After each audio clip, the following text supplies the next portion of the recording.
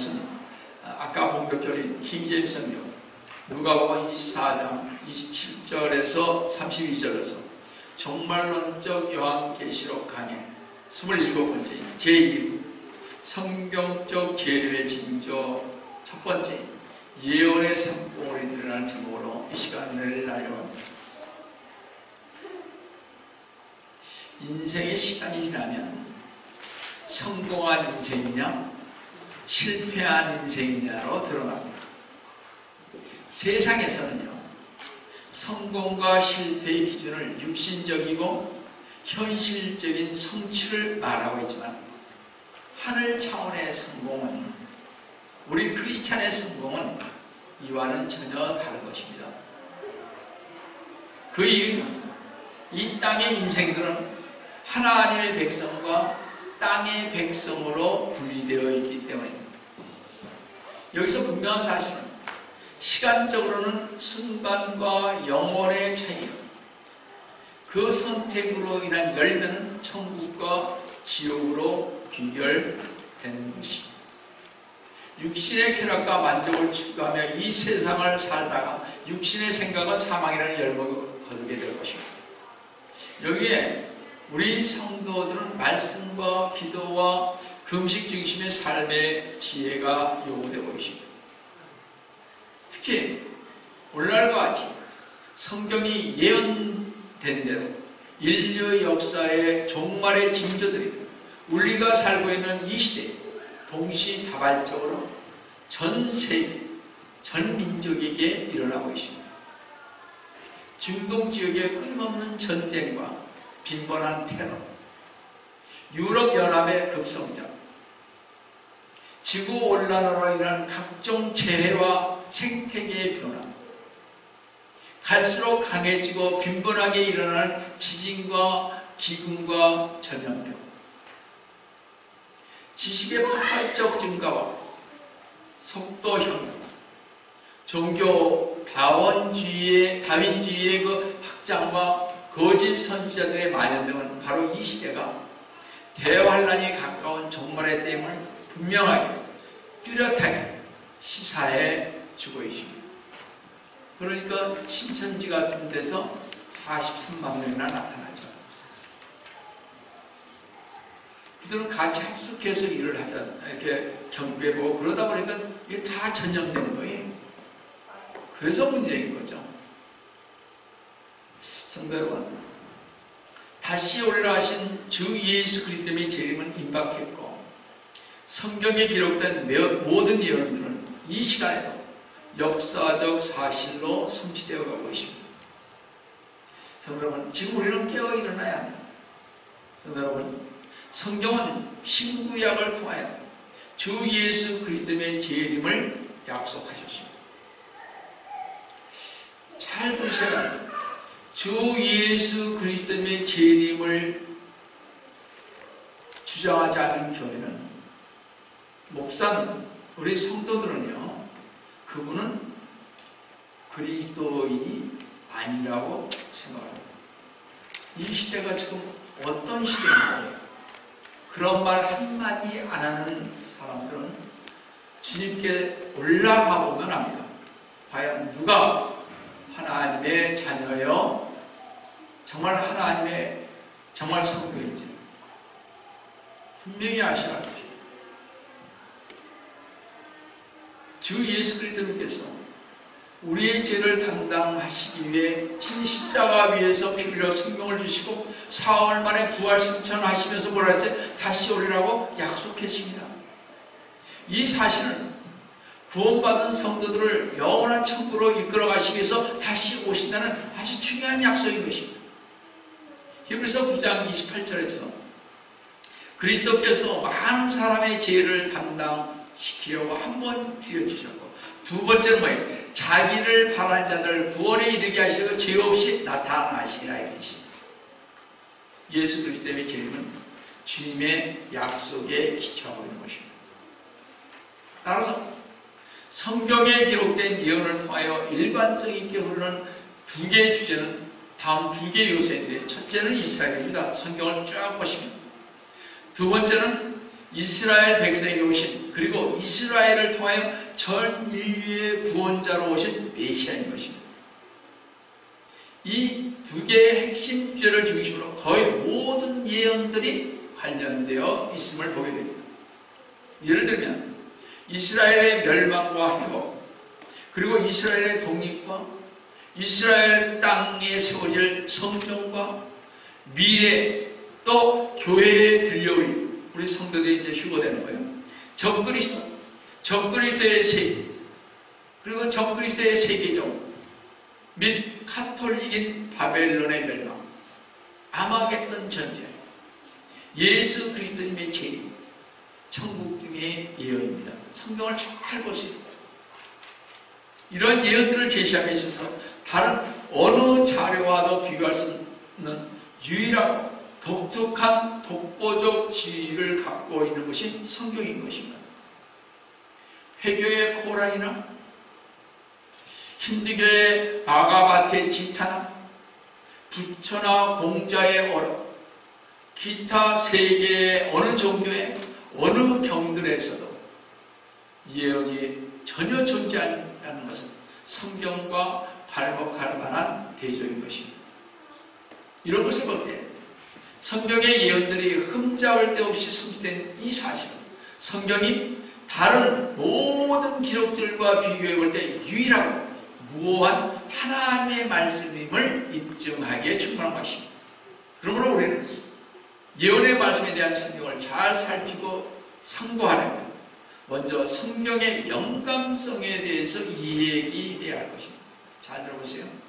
왜냐하면 성경의 영감성을 이야기하지 않는 예언의 말씀에 대해 성경이 말하는 그 본래의 의미를 상식을 하거나 잘못 이해하게 되는 것입니다.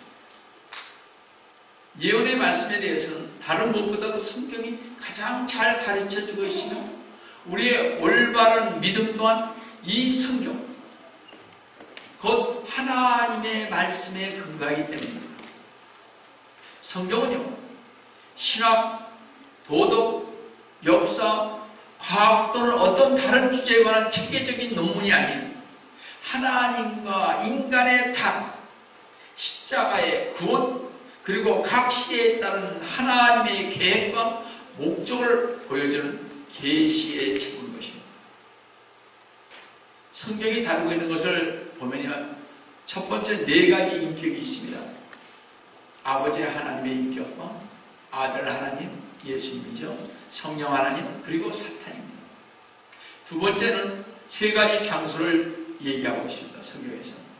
하늘과 땅과 지옥입니다. 근데 요즘 지옥 얘기 안 하잖아요.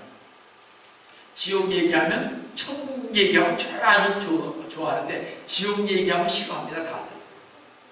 지옥에 갈 뻔히 아니까 싫어하겠죠. 그죠? 세 번째 성경을 보면요, 세 부류의 백성으로서 유대인과 이방인과 하나님의 교회, 즉 성도를 가리키는 것입니다. 잘 보세요. 성경은 여러 시대와 다양한 방법으로 하나님의 계획과 목적을 보여주셨습니다.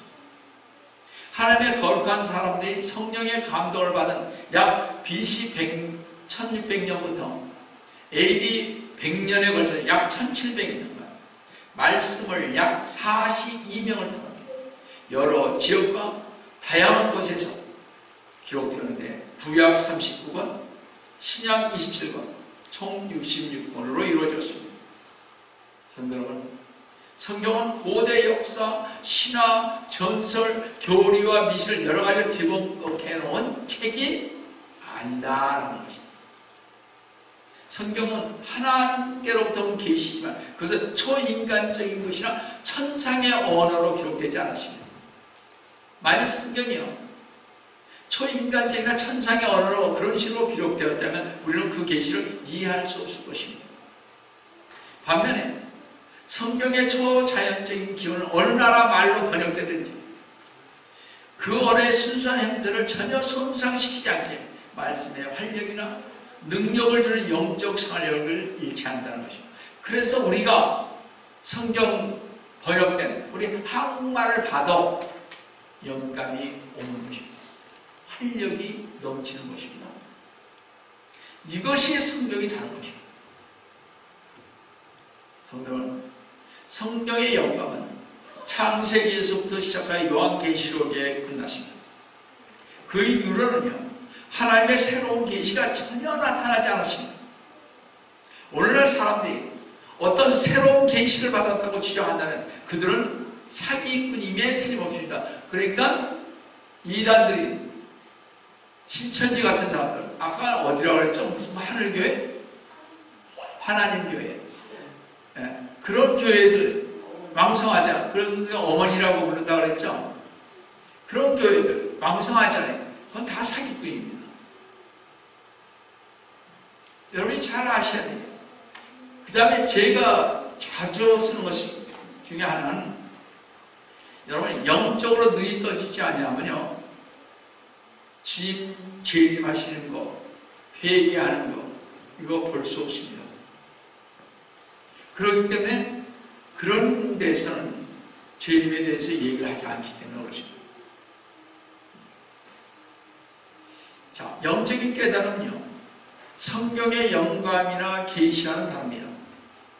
단지 성령님께서 믿는 자에게 역사함으로써 성경을 이해할 수 있는 영의 눈이 뜨이는 것입니다. 그래서 여러분에게 항상 얘기하는 것은 계시를 받는 것이 아니라 하나님의 말씀을 조명할 수 있는 영의 눈이 떠져야 된다는 거죠. 그래야 재림이 어떻다는 걸 알 수 있고, 내가 왜 회개를 해야 하는 것을 알 수 있으며, 왜 우리는 휴거를 받아야 하는지 알 수 있다는 거죠. 전혀 모른다는 거예요. 그러므로 오늘날 성령님께서 하시는 일은요, 인간들에게 새로운 계시를 전하거나 그들에게 영감을 주셔서 옛 선지자들이나 사도들처럼 말씀을 기록하거나 선포하도록 하는 것이 아니라, 주 예수 그리스도를 믿고 따르는 성도들의 영의 눈을 밝혀 성경을 이해하며 그들이 성경을 깊이 상고할 때 그들의 마음을 뜨겁게 하고, 또한 성경에 기록된 대로 각 시대에 따른 하나님의 계획과 목적을 그들에게 밝게 비춰 주시기 위해서 영적 눈을 떠지게 하는 것입니다. 그 영적 눈이 안 떠지니까 신앙생활을 자기 멋대로 하는 거죠. 그렇게 되는 거 아니겠습니까? 따라서 성도는 지금은 마지막 시대예요. 영적 눈이, 옛날서부터 제가 그랬는데 영적 눈이 떠져야 된다고, 영적 눈이 뜨게끔 기도해달라고 우리 수없이 그렇게 해왔잖아요. 자, 그러니까 잘 보세요. 한국 분들이 자꾸 사르스와 메르스를 지금 코로나 바이러스, 요즘에는 코비드-19이라고 그러죠. 이름을 비교할 때는 비교가 잘못된 것입니다. 사르스와 메르스는요, 국지적이었습니다. 한정되어 있습니다. 동남아, 동남아 이런데 뭐 얼마 안 됐어요. 지금은 코로나 바이러스는 전 세계적으로 전염병이 옮겨가고 있습니다. 그래서 다르다는 거예요. 그래서 이것은 전염병인 것이, 독감이 아니라는 거죠. 근데 메르스도 전염병이었어요. 그러나 한정되어 있었습니다. 세계 여러로 그렇게 퍼져나가지 않았어요. 이제 한 2, 3개월 뒤면 어떻게 될지 저도 봐야 하겠습니다만, 만약 엄청나게 퍼져나가면 진짜 걷잡을 수 없을지도 몰라요. 그러나 주님 앞에 우리가 기도해서 이것으로 주님께서 역사하시게 달렸잖아요. 그렇잖아요. 우리 성경 공부에서 다윗에 관해서 말씀드렸습니다만, 그가 어떻게 했길래 그쳤는지, 7만 명이 죽었는데 어떻게 그쳤는지, 하나님의 진로는 무서운 것입니다. 그냥 성경에 있으니까 그런가 보다, 그렇지 않아요.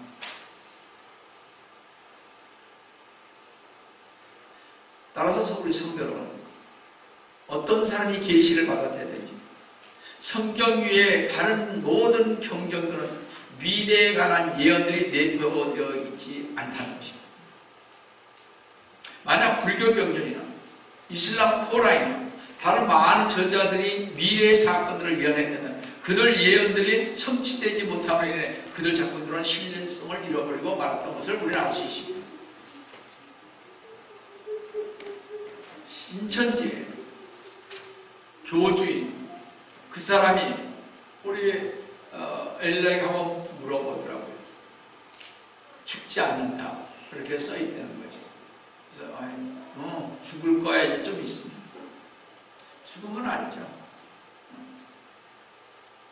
이게 그러니까 사람들이 얼마나 무지한가. 나는 거기 안 들어가겠지. 아니요. 그들이 예를 들어서 우리 전도사님이 전사의 약점을 캐가지고 안 들어 통과하게 되는 거예요. 어떻게 할 거예요, 당신? 다 캡니다. 이 주위의 사람들 중에서. 뭐 어디서 뭘 했고 뭐 했고 안 들어갈 수가 없어요. 이게 그들의 주제입니다. 그리고 없는 말을 꺼내서 있는 것처럼 해서 가장하니까 저 사람 주위 사람들이 거예요. 그러니까 들어가는 거예요. 걸리면 들어가겠지.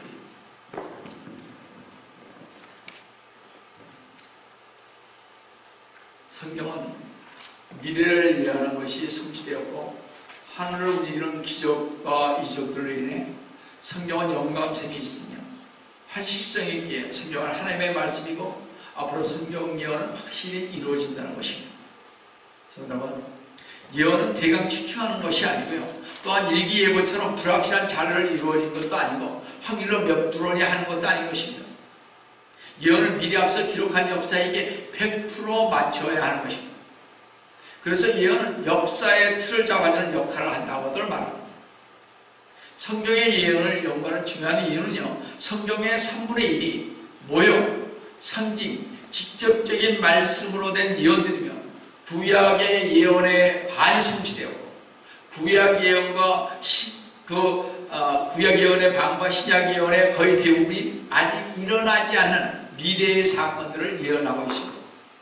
그런데 지금은 어두운 세상이라서 베드로후서 1장 19절 말씀처럼 확실한 예언의 말씀이 필요하다는 것입니다. 베드로후서 1장 19절 보시면 우리에게 더 확실한 예언의 말씀이 있으니 날이 새가 새별이 너희 마음에 떠오르기까지 즉 주 예수 그리스도님께서 재림하실 때까지 말씀의 등불을 이 세상 사람들에게 환하게 비추어줘야 한다는 것입니다. 너희가 어두운 곳에서 빛나는 빛에 주의하라. 이 예언의 말씀에 주의하는 것이 잘하는 것입니다. 우리들에게는 어둠의 광풍이 부는 이 시기에 소망을 줄 확실한 예언의 말씀이 절대적으로 필요합니다. 주 예수 그리스도께 계시던 그 당시에도 종교 지도자들은 성경의 예언을 연구하는 사람들이 아니었으므로 주 예수 그리스도님께서 오셨을 때 그분이 메시아이신 그리스도인 사실을 인식하지 못했습니다. 그러면 우리 시대의 기독교 지도자들도 성경의 예언에 관한 연구를 무시하고 거절한다. 그들도 주 예수 그리스도의 재림에 대해 예비하지 못할 것입니다. 그래서 목사들은, 신학자들은 우리는 영적 눈이 떠져야 성경의 예언을 연구하며 주님의 재림을 준비하는 자가 되는 것입니다. 제가 이제 하겠죠. 제가 준비하고 있습니다만 우리 수요일날 성경 공부 때 얘기했던 왜 다윗의 그런 제사를 드렸습니까? 제가 그것을 주님 앞에 기도하면서 한 3시간 동안 매달리면서 의문점을 갖고 풀었습니다. 왜 그랬을까? 왜 전염병을 번졌을 때 왜 다윗이 어떻게 제사를 지냈고 우리는 지금 그럼 어떻게 해야 되느냐고. 물론 노인선교에 가서 제가 잠깐 얘기를 했습니다만 자세한 저 다음에 준비되는 대로 그 설교를 하겠습니다. 우리는 어떻게 해야 하는 것입니다. 여러분, 영적 눈이 멀고 귀가 멀어 눈이 있어도 소경이 되고 귀가 있어도 듣지 못하는 목사들은요, 주님의 임박한 재림을 확신하지 못하게 성도들을 천국으로 인도하지 못하고 지옥으로 데려가는 것입니다. 여러분, 목사들이, 성도들이 영적으로 눈이 떠 있어야 성경에서 말씀하는 예언의 산봉우리들을 볼 수가 있는 것입니다. 그러므로 영적으로 눈이 뜨지 못하고 귀가 모르는 무식한 목사와 성도들과 교회에서 반드시 나와야 살 수가 있는 것입니다.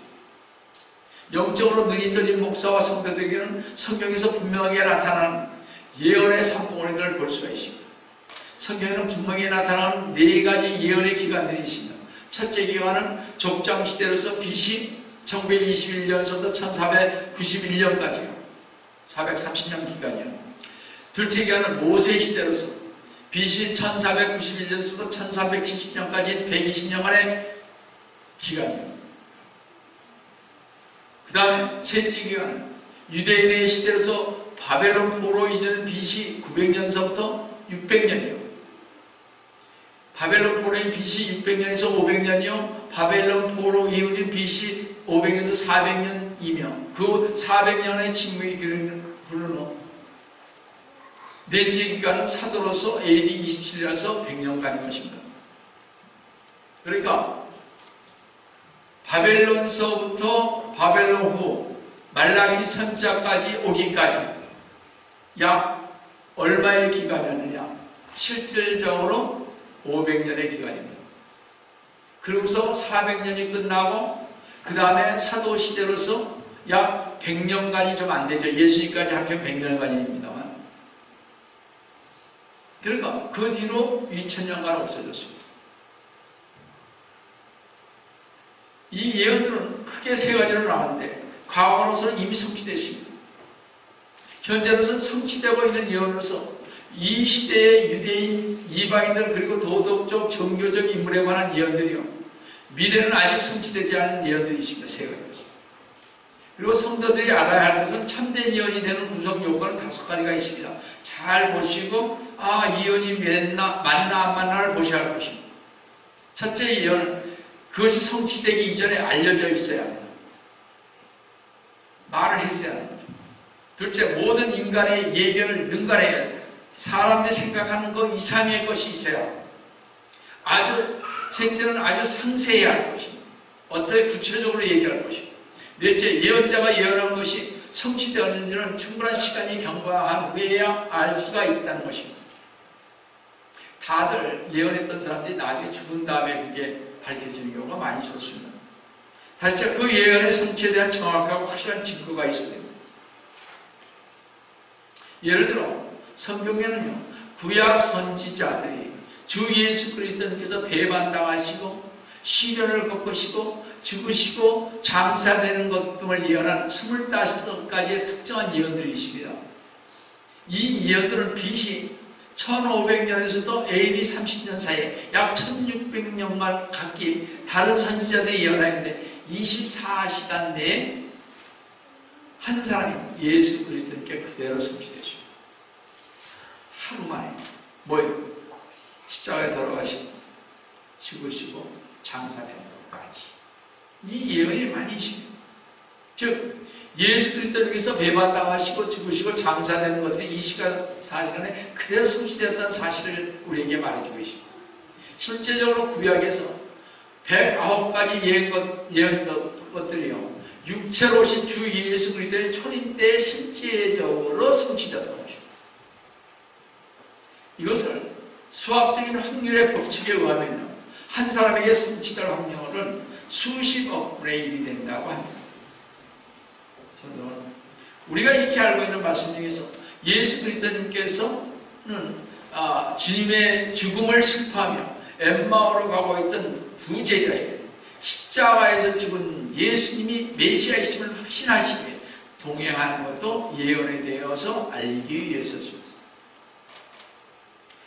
저는 엠마오로 가는지 눈에게 하나님께서 성경을 열어주시죠. 이것을 위해서 여러분도 기도하세요. 저는 엄청나게 많은 기도를 했습니다. 왜 저에게는 열어주지 않습니까? 왜 저는 이 말씀을 모릅니까? 주님께서 함께 해주셔야 이 말을 제가 열죠. 그리고 우리 기도해야죠.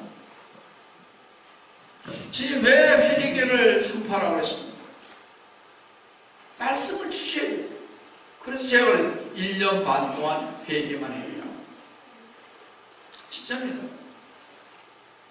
거의 여기 와서 회개만 했어요. 1년 반. 달라는 거죠. 영이 열려야 돼요. 자, 누가복음 24장 27절에서 우리 시작해 보겠습니다. 모세와 모든 선지자부터 시작하여 자신에 관하여 누구냐? 예수님에 관해서입니다. 자신에 관하여 모든 성경에 있는 것들을 그들에게 설명하시다. 두 제자에게 설명하는 것입니다. 그 두 제자들은 예수 그리스도께서 체포되시고 가진 순환을 당하시고 십자가에 죽으시고 장사되시던 그 전주간에 일어났던 일들뿐만 아니라 예수 그리스도의 부활에 관한 소문도 익히 잘 알고 있었습니다. 그러므로 주 예수 그리스도께서는 메시아가 오실 때 일어나리라고 한 선지자들의 예언했던 대로 그러한 내용을 구약 성경을 인용하여 아마 보여주신다는 것은 놀라울 정도로 유익한 기록임을 알 수 계십니다. 주 예수 그리스도님의 성취된 초림의 예언들을 살펴보면요, 스가랴서 11장 10절에서 메시아가 은 30에 팔리고 누구에게 팔렸습니까? 은 30에 이스카리오 유다에게 돼 있잖아요. 그러니까 이미 스가랴에서 예언했습니다. 시편 42편 9절에서는 친구도 그럴 때지만 누가 친구입니까? 이스카리오 유다가 배반했죠. 자, 스가랴 13장 7절에 제자들에게 버리라고 하고 예수님이 잡히니까 다 도망갔죠. 시편 35절 31절에 불의한 증인이 그를 힐문하며, 그렇죠? 제자들한테 힐문했잖아요. 빌라도 같은 사람들이 다. 이사야 53절 7절에는 참수한 자 앞에서 그 입을 열지 않았죠. 그렇죠? 누구에게 열지 않았습니까? 제자들한테 뭐라고 입을 안 열었어요? 이사야 50장 6절에는 매를 맞으시고, 매를 맞으 십자가에 가시기 전에 매 얼마나 맞으셨습니까? 시편 22편 18절에 겉옷이 나눠졌죠. 어디서 십자가 위에 있어요. 시편 22편 7절 8절에 원수들이 조롱을 했죠. 십자가에 올라가지고 내려와봐라. 저기 누구죠? 두 가문 중에 하나가 조롱했지 않았습니까? 자, 시편 69편 21절에서는 원수들이 쓸개를 주며 식초를 마시겠죠. 너무 목마르니까 식초, 쓸개물을 적셔서 줬잖아요. 안 드셨지만. 그 다음에 시편 34편 20절에서는 뼈가 꺾이지 아니했죠. 이게 십자가에서 죽으면 반드시 뼈를 꺾일 건데 있습니다. 죽었는지 확인하기 위해서. 근데 예수님은 안 했어요. 이게 보통 다 해야 되는 거예요. 안 했다는 거죠. 자, 이사야 53장 12절에서는 범죄자와 함께 죽고, 누가 강도도 같이 죽었죠. 십자가에서. 스가랴 11장 13절에서 예수님을 배반한 값으로 토기장에 밭을 사고, 그렇죠? 나중에 이스카리오 유다니까 대제사장에 가서 이 돈을 반납 하니까 그 돈으로 어떻게 밭을 샀지 않습니까? 토기장에 밭을. 주님께서 부자의 묘실에 장사되었죠. 그거는 아리마대 요셉의 무덤에 장사됐고, 이게 구약의 선지자들이 예언한 것들이 다 되십니다. 그대로. 메시아에 대한 예언된 초성화는 여기서 그치지 않고 6월절 절기를 살펴보면요, 잘 보세요. 양을 굽지 않습니까? 굽기 위해서 두 개를 하는데, 두 개 불꽃챙이를 사용합니다. 하나는 몸통 속에, 그러니까 이렇게 양을 잡으면 이 몸통 속에 새꼬챙이를 아래에서 세로로 위로 이렇게 뺍니다. 이렇게 몸통을 찌릅니다. 그 다음에 어떻게 되는, 그래서 그것을 이제 지탱하게 만들죠. 이렇게 딱 지탱하게 만들고, 또 하나는 양쪽 어깨를 가로로 찔러 이렇게 들려지게 만드는 것입니다. 이것이 하나님의 어린 양이 매달린 십자가를 상징하는 것입니다. 이것이 언제 했냐? 6월절 절기에 그렇게 했다는 거예요. 양을 잡을 때.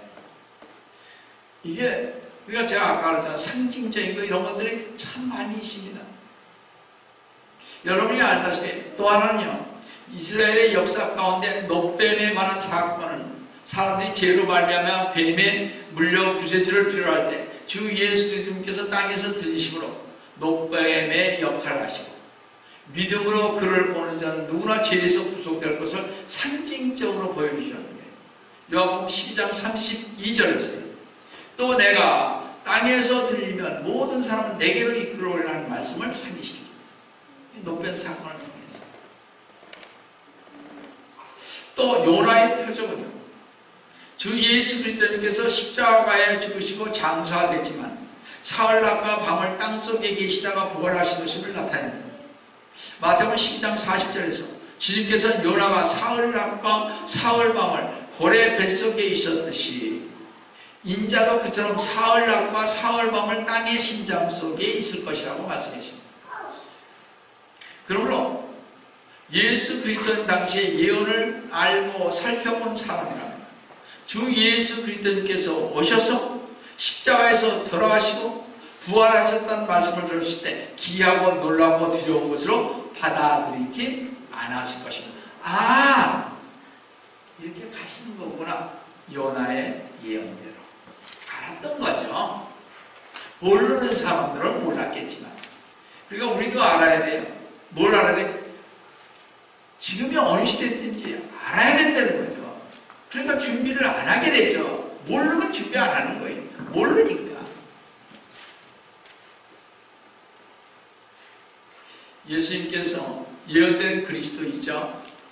제자들이 사랑했던 역사 속의 그리스도를 두 제자들에게 설명하시고 성경을 펼쳐주셨을 때 그들이 마음이 뜨거워진 것은 이상한 일이 아니었던 것입니다. 누가복음 24장 32절 보시면 그들이 서로 말하기를 그분이 길에서 우리에게 말씀하시며 성경을 열어 보여주실 때 우리의 마음이 뜨겁지 않아요. 여러분 성경 읽다가 배가 막 이러면서 마음이 뜨거워질 때 있잖아요. 이거 경험하셔야죠. 근데 그냥 보여주실 때가 있어요. 그러니까 성경을 안 읽는 사람은 안 보여죠. 나 같아도 안 보이지. 그렇지 않습니까? 성경을 읽어야 보여주죠. 그러니까 성경을 열어 보여줄 때 우리의 마음이 뜨겁지 아니하더냐 그러죠. 그러니까 마음이 뜨겁지 않았다?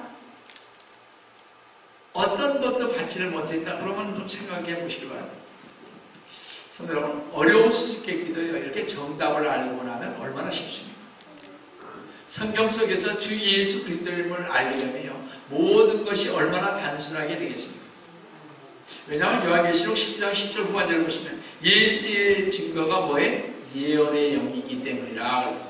예언의 영이기 때문에 여러분에게 가르쳐 주신다 이런 얘기예요. 그러니까 물어보셔라 이거예요. 그래서 이게 왜 이렇게 됐지? 넘어가지 마시고 왜 회개해라 하시고 왜? 회개해야 되는 이유를 말씀해 주시잖아요. 그러니까 성경을 보실 때 이제는 5번 이상 보신 분만 제가 예 말씀드립니다. 5번, 10번 보신 분들은 이제는 성경을 보실 때 물어보세요. 하나씩. 그것이 좋습니다. 그냥 막 잊지 마시고 이제는 물어보세요. 한 2년에 한 번 봐도 좋아요. 물어보시면서 넘어가세요. 근데 5번 이하로 본 사람들은 아직도 멀었으니까 그거 할 필요는 뭐 알게 주시겠죠? 어떤 면에서. 그래서 제가 우리 교회 오신 분들은 적어도 15년 이상 됐으니까 적어도 뭐 한 10번 이상 받지 않겠어요. 보시라 이거. 다시 말씀드려서 성경의 모든 예언의 목적은 예수 그리스도를 증거하기 때문에 그렇습니다. 이건 잘 들으셔야 돼요. 성경을 보실 때 모든 것은 예수 그리스도에게 초점을 맞춰서 보세요. 그러면 알 수 있습니다. 성경을 깨뜨릴 수가 있어요. 성경의 예언을 위한 연구는요 참으로 중요한 것입니다. 이제 우리는 주 예수 그리스도의 천국에 관한 구약 선지자의 예언 가운데 109가지가 문자적으로 성취됐습니다. 신약은 구약 성경 말씀을 845회나 인용하였는데 그중 333회는요 참 이상하죠. 333회는 주 예수 그리스도에 관한 예언입니다. 구약 성경의 말씀을 845개 중에서 333개가 예수 그리스도에 관한 얘기예요. 사이사 333. 가만히 보면 숫자도 참 묘합니다. 진짜 묘합니다. 따라서 성경은 예수 그리스도님을 대입하지 않는다면 의미가 없는 것으로 보이는 경우가 되고, 그래서 모든 성경은 비유나 상징으로부터 시작해서 때로는 정확한 예언까지 매우 다양한 것입니다. 우리가 구약 성경을 잘 보면 예수 그리스도에 대한 이중 증거를 말하고 있습니다. 이렇게 한 문장에 두 개를 얘기하고 있습니다.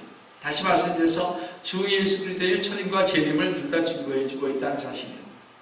똑같은 선지자가요, 초림과 재림에 대해 언급할 때 항상 순서적으로 그것들을 기록하지 않는다는 걸 볼 수 있습니다.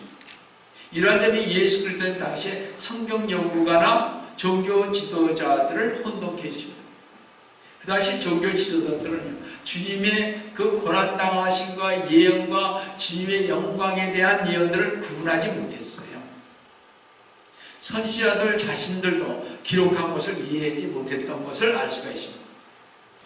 베드로전서 1장 10절 11절 잘 한번 보시면요, 이 구원에 관해서는 너에게 임할 은혜에 관하여 예언한 선지자들이 열심히 조사하고 살펴보던 것이며, 실적 그들 안에 계시던 그리스도의 권한과, 그리스도의 권한은 초림이죠. 그 다음에 뭐예요? 다가올 영광을, 이때는 재림을 가리켜 영광을 받으십니다. 그러니까 다가올 영광을 미리 증거하실 때 그 영이 무엇을 또 어떤 시기를 지시하는지를 탐구하던 것이며, 베드로는 알았던 거예요. 그들이 잘못 판단했다는 것을. 대부분의 선지자들은요, 메시아에 관한 모든 예언들, 곧 왕으로 오셔서 지상왕국을 건설하는 것에 대한 예언들이 주님의 초림 때 성취될 것이라고 믿었을 것입니다. 그러므로 주님이 초림하실 때 그 당시의 사람들은 예수 그리스도님께서 지상왕국을 세우실 것을 기대했던 이유를 설명할 수가 있는 것입니다. 예수님 당시 종교 지도자들은 현재의 세대인 고난의 십자가의 초림 시대와 영광의 멸관인 그 재림 시대 사이에 교회의 시대가 끼어 있다는 것을 몰랐습니다. 그래서 그들은 교회 시대가 없었으니까, 그걸 몰랐으니까. 그러니까 구약의 어디 시대에도 교회의 얘기가 없잖아요. 몰랐던 거예요. 그렇기 때문에 그들은 그냥 주님 오시면, 초림 오시면 그냥 뭐예요? 재림할 거를 알았던 거죠. 자, 근데 이때 주임을 믿고 따르면 재림을 소망한 우리는요, 예언이 성취된 초림과 아직 성취되지 않은 재림을 쉽게 구별할 수가 있습니다. 찾아보세요. 구약 선지자는요, 미래를 하나의 산에서 분리된 산봉우리들을 보았습니다. 그러니까 산이 있는데 큰 산이, 산봉우리 여러 개 있다, 이렇게 본 거예요. 그러니까 다 똑같이 본 거죠. 산봉우리. 그러니까 이 선지자들은 이 산봉우리들이 무리별로 모여있고, 무리와 무리 사이에 있는 골짜기, 교회의 골짜기인 것을 보지 못한다는 것입니다. 그러니까 쉽게 얘기하면 여기 산봉우리가 있습니다. 이 산봉우리 쪽인데 산봉우리가 저쪽 또 있습니다. 이 산봉우리를 보니까 산봉우리만 보이는 거예요. 그 밑에 있는 골짜기의 교회 시대를 보지 못했다, 이런 얘기입니다. 그래서 제가 오늘 말씀드린 예언의 산봉우리들이라는 제목을 이렇게 말씀드린 것입니다. 그러니까 구약의 선지자들은요, 교회의 골짜기의 것을 보지 못했듯이 첫 번째 그 산내 무리에는 예수 그리스도의 탄생, 십자가 죽으신 오순절만 보았습니다. 두 번째 산의 무리에는 적그리스도에 대한 대환란, 그리스도의 재림과 천년왕국을 통치할 왕권을 보았습니다. 우리는 이걸 다 봤어요. 다 알아요. 그죠? 성경에 다 적혀 있으니까 우리 쉽게 알 수 있죠. 이 구약의 선지자는 예수 그리스도의 선자와 왕적 사역을 보았으나 제사장 직분을 알질 못했습니다. 왜냐하면 구약의 선지자들은요, 예언의 산봉우리들을 직선으로 보았기 때문에 봉우리와 봉우리 사이에 있는 교회의 골짜기를 보지 못했다고 아까 말씀드렸습니다. 그러나 지금 사는 성도들은 왼편에는 초림과 오른편에는 재림이 있는 골짜기를 볼 수가 있습니다. 구약의 선지자들, 이사야 선지자의 예언은 주로 메시아와 이스라엘을 다루었습니다. 예레미야 선지자는 이스라엘이 그들 자신의 땅으로 돌아오는 것을 예언했으며, 에스겔 선지자는 그들 자신의 땅으로 돌아오는 이스라엘의 회복과 천년왕국의 영토와 성전과 회복된 정권과 예배 형태를 다루고 있습니다. 다니엘 선지자는요, 이방인과 이방인의 위대한 지도자 적그리스도를 예언하고 있습니다. 스가랴 선지자는 예수 그리스도께 재림하실 때 일어날 사건을 예언하고 있습니다. 이제 성도 여러분, 우리는 예언의 성경적 재림을 보면서 선지자들이 메시아이신 주 예수 그리스도의 탄생부터 새하늘과 새 땅에 이르기까지 과정을 보았습니다. 이제 구약 성경에 기록된 수많은 예언들은 1.1도 오차도 없이 성취되고 가고 있습니다. 이제 구약의 선지자들이 메시아의 재림을 예언한 약속의 날이 임박하고 있음을 알고 있습니다. 지금은 우리들이 보세요. 우리 주님이 제사장 사역이 여기에 교회 시대에 우리들에게 임해 주셨습니다. 제사장 사역. 그래서 우리는 왕 같은 제사장들이라고 그러잖아요, 성도들은요. 그래서 왕으로서 앞으로 선지자로서 모든 것을 했지만 우리는 제사장 직분을 감당해야 됩니다. 왜냐? 우리에게 제사장 직분을 주셨기 때문에. 즉, 그리스도라는 말은 뭐예요? 세 가지 직분이잖아요. 기름 부음 받은 자, 그렇죠? 왕과 선지자와 제사장의 역할을 감당해야 되는데 우리 집이 제사장 역할을 감당 안 하셨잖아요. 어디서 하고 계십니까? 지금 하늘에서 하고 계신데 이 땅에서 누가 해야 되느냐? 여러분과 제가 해야 되는 거예요. 무슨 얘기인지 아시죠? 그래서 여러분들은 제사장들인 거예요. 제사장들인 여러분들은 주님의 말씀을 그래서 선포하셔야 하는 것이에요. 참 중요한 것입니다. 근데 제사장이라는 것을 인식을 안 하는 거예요. 우리 침례교회만 인식합니다. 제가 점심을 갖고 얘기 드릴게요. 내가 만약 제사장이라고 여러분들이 장로에게 와서 저것들 미쳤나 그래요. 감히 목사 앞에서 이렇게 되는 것입니다. 그러니까 가서 하시면 안 돼요. 제 앞에서는 하셔도 돼요. 왜냐하면 우리는 만인 제사장들입니다. 이게 다른 거예요. 그래서 여러분들은 제사장의 직분을 간직하셔야 됩니다. 자, 말씀하시게 되겠습니다. 이제 구약 성경에 기록된 성취들은 전부 다 성취되고 오차도 없이 성취되어 있습니다. 이제 구약의 선지자들이 메시아의 재림을 예언한 약속의 날이 임박해 오고 있습니다. 이제 이 약속의 날이 하루 다가오고 있습니다. 성도분, 여러분과 저는 주 예수 그리스도께서 다시 오신다는 재림의 믿음을 가진 복된 신부입니다. 그렇죠? 저와 여러분. 재림의 날이 주 예수 그리스도께 택하신 자들을 부르신다는 사실을 아시고 재림에 대한 마음만의 준비를 하시기를 속히 하실 주 예수 그리스도의 이름으로 축원합니다. 다 같이 기도하겠습니다. 사랑하는 하나님 아버지, 저희들을 지금 이 세상에 남겨주시고 저희들로 하여금 영적 눈이 뜨게 하여 주셔서 주님의 길을 바르게 갈 수 있도록 붙잡아 주심을 감사드립니다. 주님, 저희들 이 세상에 살면서 정말 주님께서 주시는 제사장 사역을 잘 감당하는 저희가 될 수 있도록 도와주시기를 원합니다. 오늘도 주님께서 저희와 함께 해주시면 감사합니다. 귀성 받도록 간절히 기도드립니다.